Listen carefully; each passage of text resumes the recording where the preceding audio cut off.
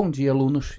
Na aula de hoje, eu vou pedir a atenção de vocês, porque vocês vão precisar fazer uma leitura atenta das páginas 24 e 25 do nosso livro de matemática.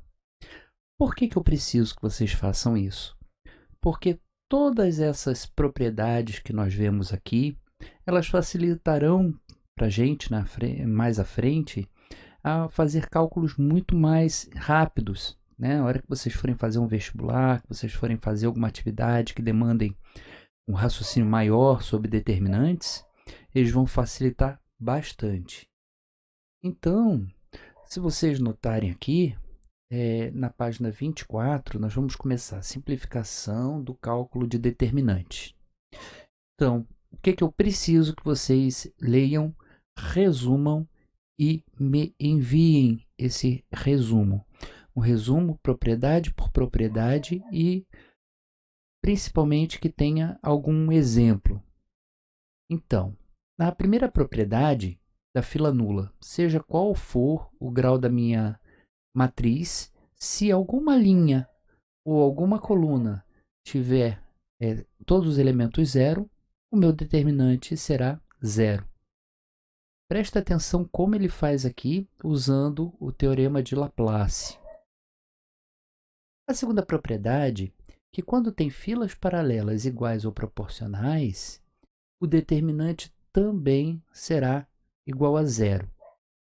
Então, quando você verificar, nesse caso aqui nós temos duas linhas que são iguais e nesse segundo exemplo duas linhas proporcionais. Na terceira propriedade, uma combinação linear. Então, se uma fila de uma matriz quadrada A for uma combinação linear de outras duas filas, o determinante também será zero. Então, nesse caso aqui, é feito a terceira coluna é uma combinação das duas outras colunas. Como assim? Os elementos da coluna são iguais a duas vezes o elemento da primeira coluna, somado ao oposto dos elementos da segunda coluna. Ou seja, tem uma fórmula que vai gerar uma terceira coluna.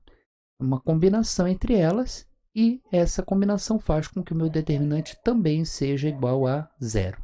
Determinante da matriz transposta, ele é igual ao determinante da original. Então, se eu tenho que a matriz A e ali embaixo tem que o determinante dela é menos 1, se eu calcular a transposta dela, o determinante também vai ser o mesmo. Nesse caso, nesse exemplo, menos 1. Quinta propriedade, produto de uma fila por uma constante.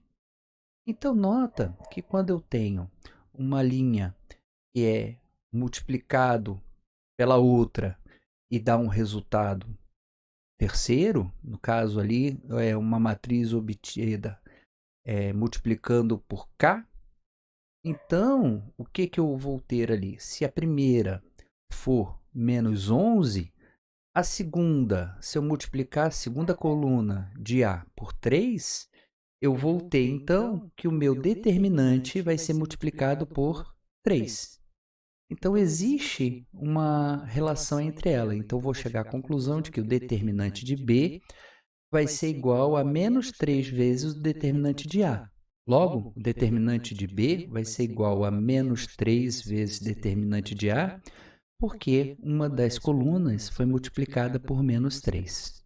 Quando eu troco a filas que são paralelas, o que acontece? Eu troco o sinal do determinante. Cada troca que eu faço de linha, ele me faz a troca do sinal. Então, o determinante de B vai ser igual a menos determinante de A. Vocês podem notar que nesse caso aqui foi trocado a primeira e a terceira linha de posição. E a sétima propriedade diz que se todos os elementos situados no mesmo lado da diagonal principal de uma matriz quadrada A são nulos, o determinante é igual ao produto dos elementos dessa diagonal. Ou seja, se ela for uma triangular superior ou ela for uma triangular inferior, então o determinante vai ser igual a multiplicação de todos os elementos da minha diagonal principal.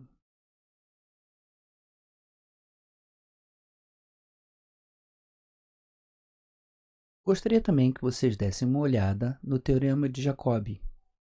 Uma matriz quadrada A de ordem n, se multiplicarmos os elementos de uma fila por uma constante qualquer e adicionarmos os resultados aos elementos correspondentes de uma fila paralela, obteremos uma matriz B, tal que o determinante de B igual ao determinante de A. Isso vai ser muito importante para o nosso próximo conteúdo, que é escalonamento de matrizes.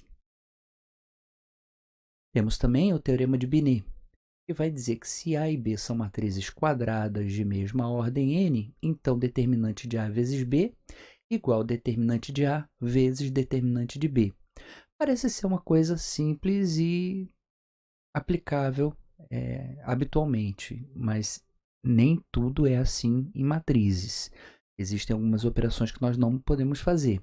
E Binet conseguiu demonstrar que isso é verdadeiro. E por último, o determinante da matriz inversa.